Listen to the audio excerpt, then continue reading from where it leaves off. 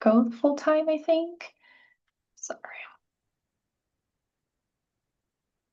Good afternoon, good morning, and good evening, everybody. I'm just setting Welcome. up our live on YouTube. Welcome in. It is currently 1 p.m. here in Minnesota. It's getting colder.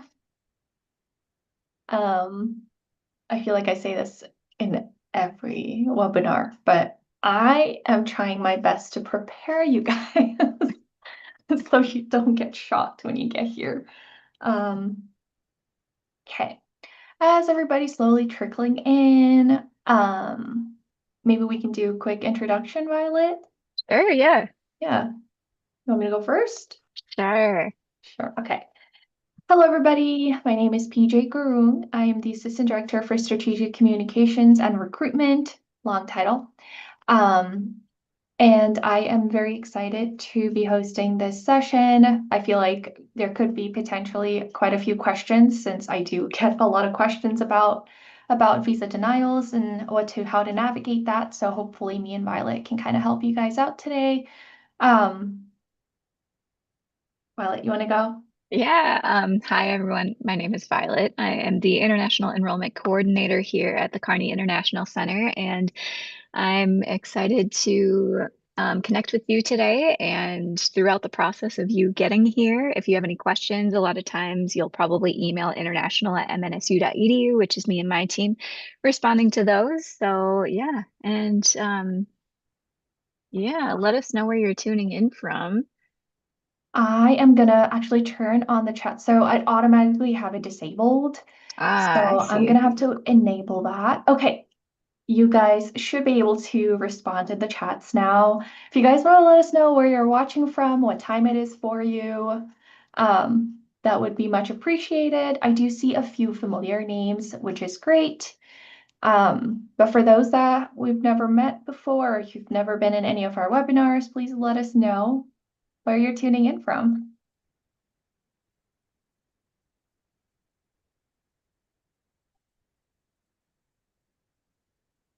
Okay.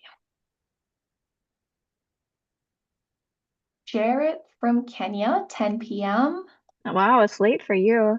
Hi, Paul. Paul Jarrett, sorry. I said it the other way around. It's my bad.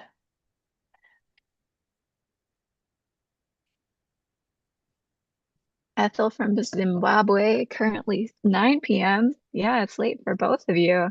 Yeah. Hi, Mariama. Nice to meet you.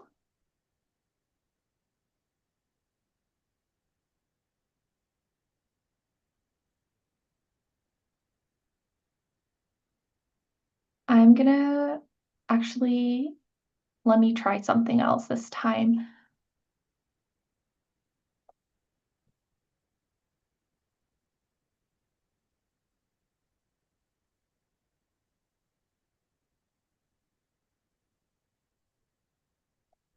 Okay.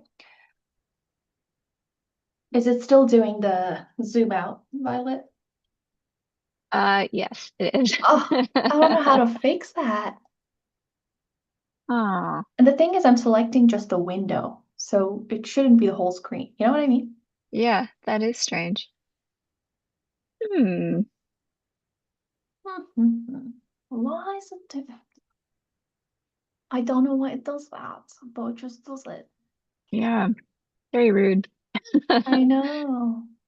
Hi, Deepisha from Nepal. Oh my gosh, it is really late for you. Thank you for joining today. Wow, yeah. I forget, it is 1 a.m. in Nepal right now. Yeah. Well, we're just gonna have to make do with that, you Yeah, guys. I'm sorry. I don't think that does anything different, but nope. Oh well. okay. I think we have someone new joining in. Hi, Benina. Welcome. Welcome in. We were just getting started, so you're actually right here on time. And Mariama, I saw your question. That's literally the topic for the day. So we'll kind of touch upon visa denials, types of refusals, strategies for your next interview. And we have some really helpful resources for you to kind of utilize as you're preparing for your next interview. If you're watching this and you've already had your visa denied for some reason, we'll kind of go through it slowly but surely, but feel free to leave your questions in the chat or in the Q&A box, and either me or Violet can get to it whenever we feel is appropriate. If anything, we will leave it at the end of the session and we'll answer those for you towards the end. But if it's relevant to what we're talking about and it fits, either me or Violet would kind of chime in and answer that for you. Okay, we have a lot to cover, so let's get started right away. Some important terms to remember, and the reason why we bring this up is sometimes it's important to distinguish what your F-1 visa is and why that's relevant to know when you're going for your visa interview. So there's two types of visas. Obviously, there's subcategories for them as well, right? But an immigrant visa is a visa issued to a person to immigrate to the US to become a lawful permanent resident and remain in the US for an indefinite amount of time. On the flip side, a non-immigrant visa is a temporary visa for a person to be in the US for a specific purpose and a very specific amount of time. Your F-1 visa, which is what you'd be going to your interview for, is a non-immigrant visa type. So it serves a very specific purpose, which is to study, and it is issued for a very specific amount of time, typically the duration of your program and the completion of any visa benefits, such as your OPT, STEM OPT, things like that, usually just your OPT. I know that's dependent on obviously different areas around the world as well. I know some places give you a much shorter visa, so it might be for 2 years, a year, 3 months, it really depends. But the F-1 visa is a non-immigrant visa, as it's bolded in the screen as well. And so when you're going into your visa interview, that is something you really have to keep at the back of your mind is you're going to get this visa so you can come to the US to study. And once you're done with your studies, you've served your purpose of your F-1 visa and you would be returning back home after that's completed. If you guys are comfortable, for those watching, if you want to let us know if you've been to your visa already and if you've been denied, only if you're comfortable, if you want to share that with us in the chat and kind of let us know what type of refusal you received. We can kind of delve deeper into, again, the type of denial you've gotten. But typically there's two types of refusal that you would receive. The first one is a 214B of the Immigration and National Act. So when you get this denial, what it basically tells you is the visa officer was not convinced that you were going to come here to the US just to study. And so you've been presumed to be an intending immigrant. And so how I look at it is essentially applicants are guilty until proven innocent. So in this scenario, it would be that you must prove your non-immigrant intent to depart the United States upon completion of your program. So if you receive the 214B, the visa officer was likely not convinced that you wanted to come to the US just for your F-1 study and then returning home. The 221G of the Immigration and National Act is more of an administrative processing. So what that basically says is they want you did not fully complete the visa application and or provide all supporting documentations, and it requires applicants to submit a requested documentation. So it could be that you were missing a certain receipt that they want to see. That's when you would receive the 221G versus the 214B. Now, kind of circling and expanding more on visa officers and what they're trained to do. This is going to be helpful, I hope, in kind of trying to understand and look at it from their perspective as you're going into your interview. Visa officers are trained to assume that you have intent to stay in the US until you prove otherwise. So what I said earlier about the guilty until proven innocent, you're going into that interview to convince them that you're just here to study and you will be returning home. They are also trained to assume that you have intention to violate the terms of your visa or misuse your visa for other purposes. That is, remain in the US, work off campus when you're not supposed to be working off campus and you've not been authorized to work off campus. So these are things that they're automatically trained. So when you walk into the windows, like you see on the screen, and you meet with them, that's why they ask a lot of questions to kind of gauge where you're at. And so it's very important that you prepare for your interview, you practice for your interview. Um, and we do have a lot of resources that we will be sharing with you towards the end as well, and also throughout the webinar. So we'll talk about that.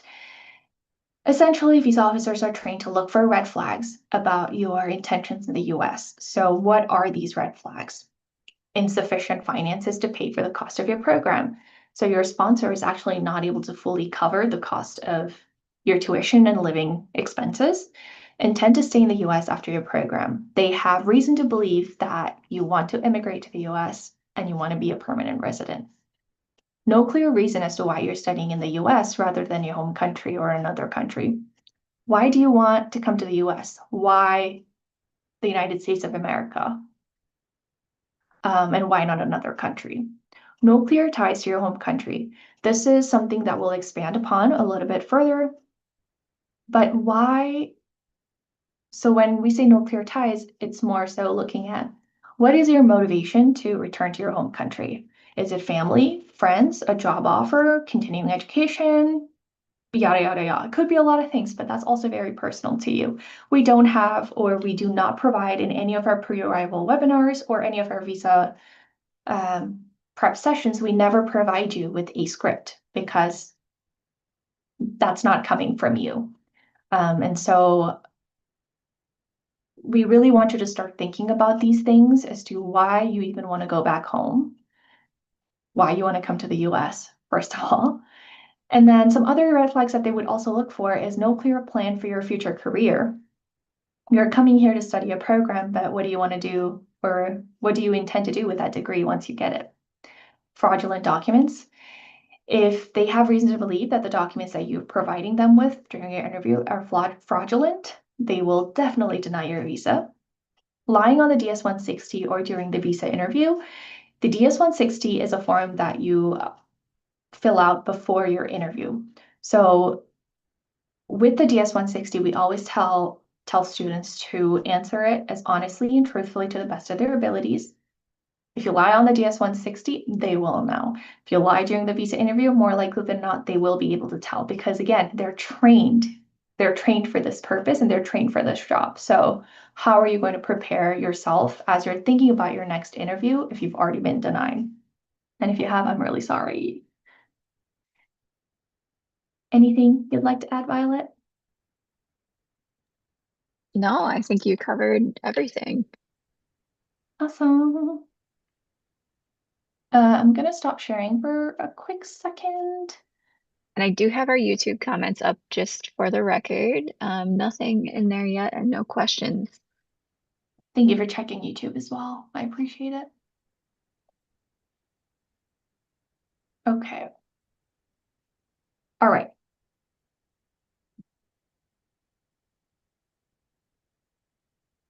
Okay. So we're going to do a little exercise together.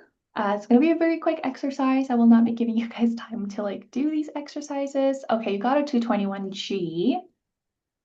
I'm sorry about that on that. So again, requires you to submit requested documents. If they did request documentation that they wanted, did they say anything else to you? If you want to let us know. And you can also just respond to hosts and panelists if you don't want anybody else to read your comment. But I'm more so curious about what they might have told you if it was an outright denial. But you're going to want to reflect on your interview. Typically, what we always tell students during our visa prep sessions and also during our visa prep sessions that's pre-arrival, what we always tell students is anytime they ask you questions right after your interview, write down what they asked and what your answer was. You might be thinking like, oh, I'll do that later. I'll do it next, like tomorrow. When you do that, you tend to forget little details of what might have happened. And so we recommend that you write down what questions they asked you, what your answers were. So and what you might have, like the pointers that you included in your answers. And then think about, why do you think you were refused? Sometimes if it was because you weren't able to answer a specific question they asked, sometimes it's more apparent and you kind of know why you were denied, or there were discrepancies between what you were saying and what they were seeing on their screens. Those are like more concrete, like refusals that you know are why you were refused. If you kind of don't know why you were refused, if you feel like you answered everything to the best of your abilities, still write it down and think about why you were refused. Sometimes it could be that you were never able to get to a point where you were able to answer why you chose Minnesota State Mankato, and that was a very important piece of your answer. Things like that are very important to put down. So after your interview, write it down on your notes and right away on your phone if you once you get your phone back. Because again, you're not allowed to take your phones into the interview. You have to leave them with security if you took them with you, or you have to leave them outside with your family member or friend, whoever is taking you to the interview.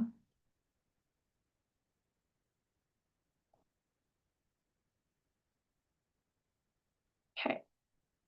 Okay, good luck with that, Lynette. Keep us posted on what happens, and we wish you the best. So, strategies for your next interview. You must be able to present significant evidence of significant changes in circumstances since your last visa application. A lot of times, students think that this means that they need to change their sponsor. So, from their dad to their mom, or from their dad to their uncle.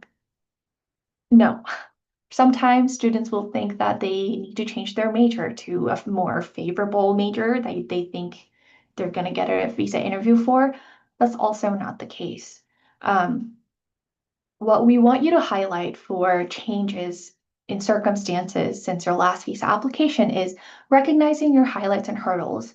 So, thinking back on the past, right? Why do you think you were refused? If it was because you weren't able to really talk about why you want to come to Minnesota State Mankato, why you think the program here is the right fit for you, what are other circumstances that are kind of pushing you to come to the US to study? Those are things you can definitely bring up as pointers in your next interview, because more likely than not, the visa officer, it's likely not going to be the same person that interviewed you the last time. But when you go to their window for your appointment, they will likely have already opened a note of what happened during your last interview from and notes from the last person that interviewed you, and it will likely have a reason as to why you were denied on there as well. Obviously, we are not able to see it, and you as the student being interviewed are also not going to be able to see it, but they will have access to that, and they will likely reference that when they're interviewing you. So they might ask, like, well, why do you want to go there then? Right? Or last time you were denied for this reason, how has that changed? Sometimes visa officers will tell you why you were denied. And so if they do tell you the reason, write it down right away. And then as you're preparing between your denial to your next interview, think about the reason you were denied and how you can overcome that, and highlight that refusal, but also how you will show that you're going to overcome that hurdle, if that makes sense. More than happy to elaborate more and explain more if you guys want me to, but that's the best way I can kind of put it in a sentence. I'm also having like a brain fart moment, so if I don't make sense, it's okay to ask me questions. So, for example, you're a strong academic student, but you have limited finances. How are you going to overcome your financial limitations? Is it through scholarships, loans? Do you have another family member that is willing to sponsor you in addition to what you have already? You are well funded, but are admitted to the intensive English program, which is completely fine. Sometimes you need that additional semester or a year in order to perform at your capacity once you get into your program. So, if that's a reason for your refusal, how are you going to communicate your intentions to the visa officer that this is going to be a stepping stone and a learning period for you so that you can matriculate into your bachelor's program and perform at your best? So, think about your answers, reflect on your answers, more importantly, and start practicing your answers. Communicating your stories and giving concrete examples while also pointing to the fact that you intend to return home is key in these situations. Because remember, your visa appointments are 2 to 3 minutes long.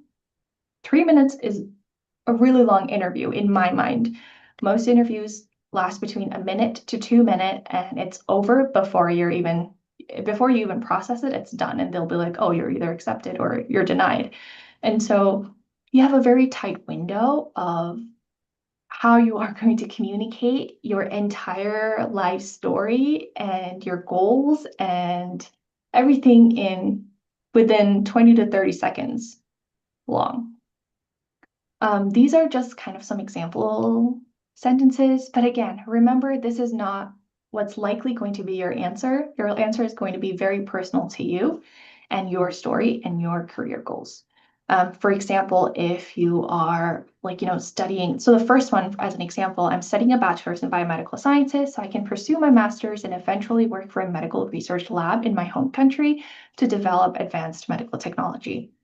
I like this answer because it shares your career goals, it shares what you want to do in the future, and it also shares that you want to come home and do something. So it ties in everything in one, and it's actually just one sentence, right? A lot of times when I do visa prep with students, I find that their answers are really long. And it's usually like 7 to 8 sentences. And by the second sentence of what you're saying, I've already lost track of what you're trying to say because you've kind of taken like different pathways to get to one answer when it doesn't need all of that. So I hope I'm making sense. The other one, the second example that you can see is I'm studying at Minnesota State Mankato because it is a strong biomedical program with undergraduate research opportunities and small class sizes, so I can get hands-on experience with professors and focus on research with a faculty member. And I was also awarded a scholarship, which helps make this an affordable program. I also like this answer because it's 2 sentences, but it touches upon everything that you would want to like convey to someone when someone asks you, why did you choose this university? Because you're talking about the program, you're talking about things you want to be involved in, you're talking about what you want to get out of it, and why, like the scholarship element as well. Because if you're an undergraduate student watching this right now, if you're a new undergraduate international student, you automatically get the International Maverick Scholarship.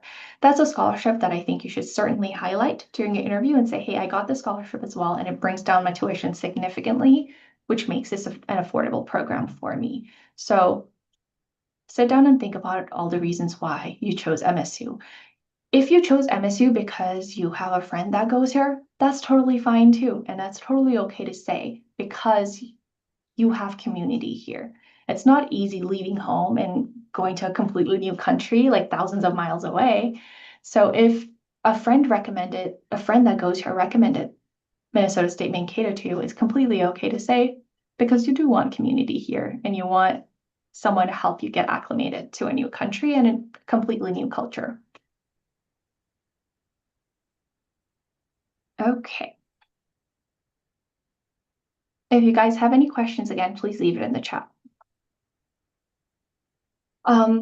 Another reason why you might get denied, and again, we've been talking about this entire session, right, is ties to your home country.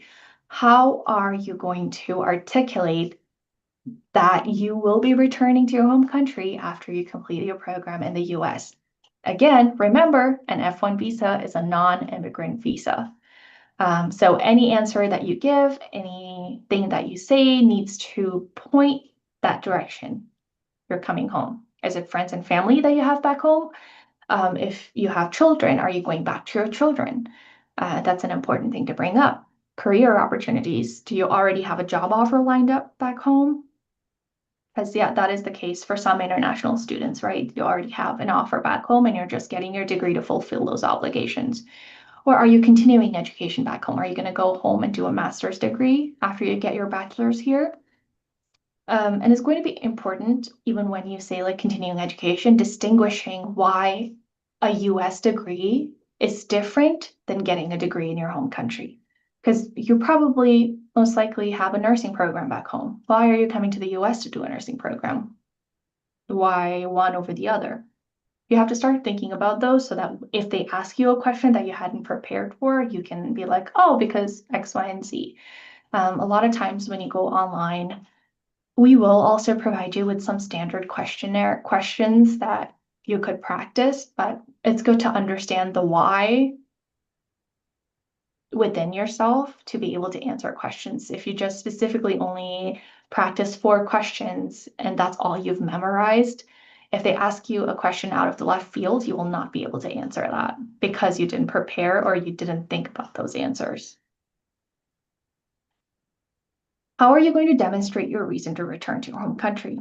Visa officers would generally not ask you about ties directly. Sometimes they might ask, so what do you want to do after you get your degree? Or um, that's usually what they typically might ask. But again, it really depends on the visa officer. We don't know what questions they are going to ask because we obviously don't work for the embassy, right? But visa officers will not directly ask you about ties, but everything you answer should point to your intent to return home.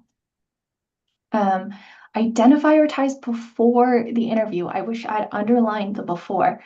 Show the visa officer your plans to leave the US and go back to your home country. And this is why we ask you to reflect on your interview, is so you know exactly what you're going to talk about.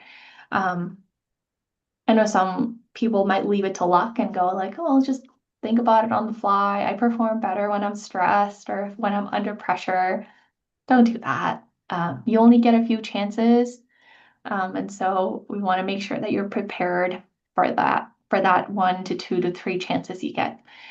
Obviously, there's no limit to how many times, or that I'm aware of, as to how many times you can go to your interview. But if you've been to the interview 3 times or more, it does significantly reduce your chance of getting your visa. So that's why we want you to prepare. So give specific and concrete intentions. If you guys also want to do like a quick practice round, feel free to leave it in the chat, just like in bullet points, what you want to hit, and me and Violet can take a look at it and think and let you guys know if we think it's sufficient. But again, remember, we're not visa officers. However, we do these sessions to help hopefully kind of prepare you and get you in that space of being ready for your interview. So feel free to do that if you'd like.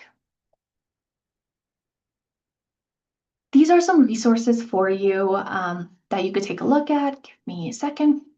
Argo Visa has a really good YouTube playlist that you guys can take a look at. It's free, of course, and I think that's going to be really good for you guys as you kind of start preparing for your next interview. The US Department of State also has something on their website that talks about like different things to think about and prepare, as well as the NAFSA's top 10 visa bullet points to remember. I actually really like the NAFSA's top 10 visa bullet points to remember because they're kind of talking about what we're talking about today. It's just more expanded and it's in text form, so you can take your time to read. Alternatively, you can also schedule a visa prep session with a current international student at Minnesota State University Mankato. These are free visa prep sessions. However, one thing I do want to mention is if you are going to be scheduling a visa prep session, please show up for your sessions. We have our current students take time out of their day to do these free sessions for you. And so when you sign up and you don't show up, it kind of wastes their time because they had to wake up at like 7:30 a.m. to get ready for an 8 a.m. visa prep. So if you are going to be scheduling a visa prep session with a student, please make sure you show up. If you're unable to show up for some reason, let us know so we can inform our student that they don't need to work that morning. If you have 3 no-shows, unfortunately, you will not be able to book any more sessions with us after that. So, okay. Sorry, I'm gonna quickly see. Okay. These are just some questions that we ask that you can prepare for your visa interview. Again, these are not inclusive of everything that you might get asked, because again, we don't know what the visa officer is going to ask, but these are some standard questions that you can possibly prepare for. Why do you want to study in the US and at this university? What are your academic goals in the US? Did you apply to any other schools? Be honest with that answer. I feel like sometimes students are like, oh, I just want to tell them that applied to MSU because I'm just so committed to coming to MSU. That's fine. But if you apply to other schools, be honest about that. Who's paying for your studies? What are your plans after you finish school and tied to your home country? Again, all the things that we've been talking about this entire session. Feel free to take a screenshot, but also know that this is a recorded session, so it is going to be on our YouTube for you guys to watch later. Just some documents for you to take. If you have been in any of our like just standard visa prep sessions, this is just something that I go over during those sessions as well. But if you're preparing for your visa interview, these are the list of items that you're going to want to take with you. Your I-20 printed and signed, passport, CVIS I-901 fee receipt, visa application fee, photo for visa. I've noticed that for some embassies, they actually ask you to bring a photo even if you've uploaded on your DS-160. So just to be safe, take it with you. So even if they don't ask for it, at least you had it with you just to be safe. Admissions letter from MSU. If you're here, I'm going to assume that you guys already know how to access that and you've already downloaded it, but you want to print that off. Bank statements from your sponsor. So that'd be the statements that you've submitted for your I-20 request that you can take with you. Academic transcripts, proof of English proficiency. So if you took Duolingo, TOEFL, IELTS, what have you, whatever you guys did, just take a copy of your scores. And if you have physical documentation of ties to your home country, take those with you as well. Once you've filled out your DS-160 and you've scheduled your visa appointment, you will also see on the DS-160 receipt itself that you take to your interview. It also at the bottom will have documents that they want you to bring. So it does have that. So if you already have that, just make sure you reference that as well, because sometimes they might ask for an additional document that we didn't bring up today. So just to be prepared, look over everything that you get. Day of the interview, again, if you've already gone through the visa appointment, you kind of know this already, but you will go through a security checkpoint upon arrival. Leave technology outside, like your phone, outside the embassy with your friends or family member, whoever is accompanying you. And your interview is going to be in English, which is why we recommend just practicing your answers, thinking about what you want to say, so you're able to get your point across in the little time that you have, 2 minutes to 3 minutes. Oh, again, these are some, I think I had that, but I thought this was a better guide, so I added it into this. So that's why you're seeing it twice. But ZF Visa Guides is also a very, very nice resource because ZF Visa Guides is led by former visa officers. So they used to be visa officers and now they post these guides online for you. If you go to their website, they do have a lot of free tips and tricks that you can do. They also have a YouTube account. They're also on LinkedIn. So they do have a lot of free resources, but if you wanted to do a more comprehensive F-1 visa course, you can also pay for it. I don't know if it's still $2.99 now. But again, if you have the funds and means for it and you want to, definitely go ahead. But again, they have a lot of free resources that you can already use. Argo Visa, free helpful YouTube videos, but they also do like one-on-one visa consultations. And the rest of the links are just what we looked at earlier as well. Again, I've listed the price on here, but they're not like, we haven't been paid to sponsor them. So just to like preface and put like a little, we just found Not them. sponsored. Yes, not sponsored. We've just noticed that they have a lot of useful resource that would be helpful for you guys, which is why we bring them up here.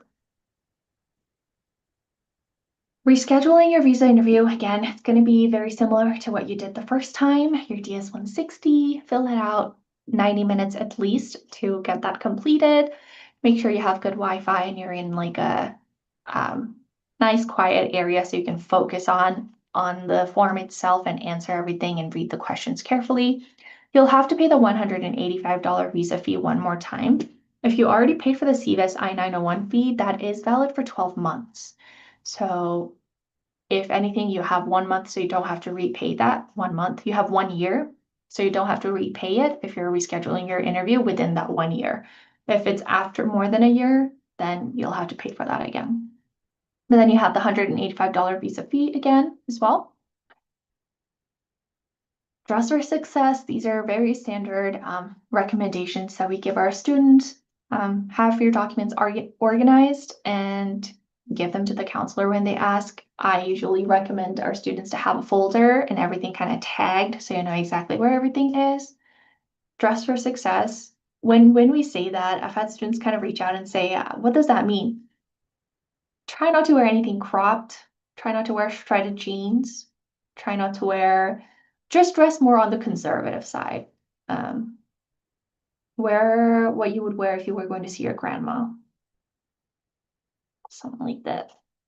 And then eat a good meal beforehand.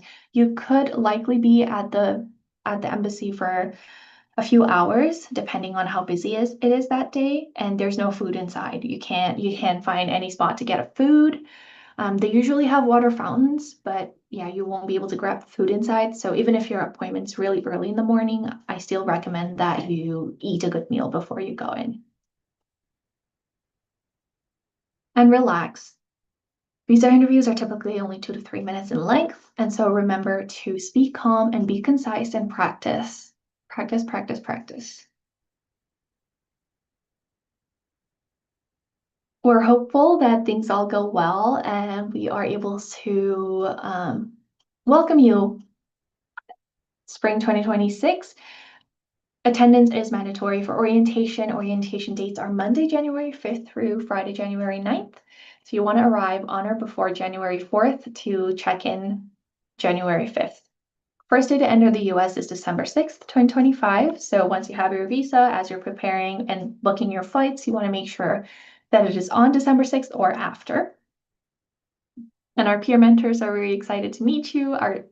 The entire KIC office is very excited to meet you. You guys have already met the two of us, but there's all our other full-time staff members that are also really excited to welcome you guys, and you'll be able to meet them during orientation. And this includes your immigration advisors. Upcoming webinars, we only have 3 left in this series, which is crazy. I feel like it went by really fast, but we just have 3 more pre-arrival webinars coming up. Can't talk. November 24th, we'll have a travel to Mankato. So once you have your interview and you're booking your flights, we'll kind of go over what shuttle to take, what to prepare since your guys are coming in the winter, so it's gonna be cold, and where to book stuff, all of that fun stuff. December 3rd, we'll have a tuition insurance and payments webinar. This is going to be very important, so I really encourage you to attend so you know exactly what funds to bring, what to come prepared for, and then what to expect during orientation. December 18th at 11 a.m. Central Time also, we are going to do an orientation overview, so we'll really go into what to expect day to day when you're here for orientation week. Upcoming Instagram lives.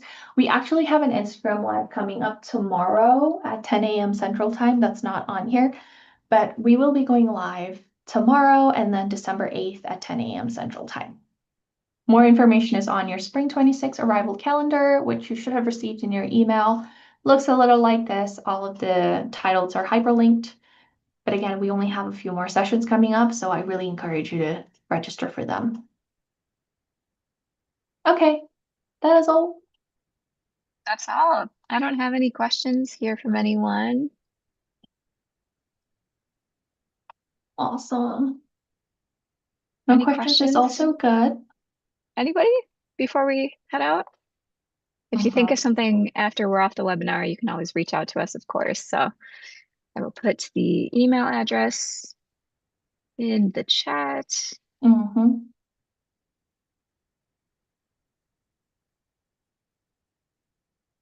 Thank you all for being here, and yeah, we hope that things go better next time if you've already been to a visa appointment. And we're really excited to meet you in January. I can't believe that's like, I don't know, weeks away at this point. We Coming up, have coming less than up. 2 months. So I yeah, know.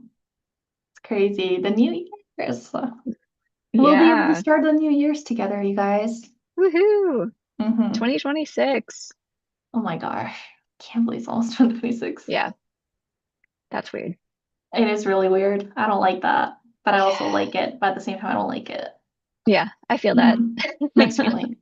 Uh-huh. Thank you so much for joining us. We really appreciate having you here, and we are really hopeful everything works out so you guys can join us in the spring. If not, and you need to defer for some reason, again, email us at international@mnsu.edu.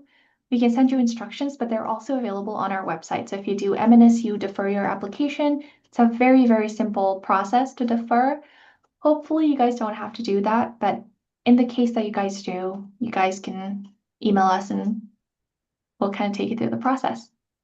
All right. Have a great day, guys. Bye. Or good Bye. night. Well, you got a lot of you guys.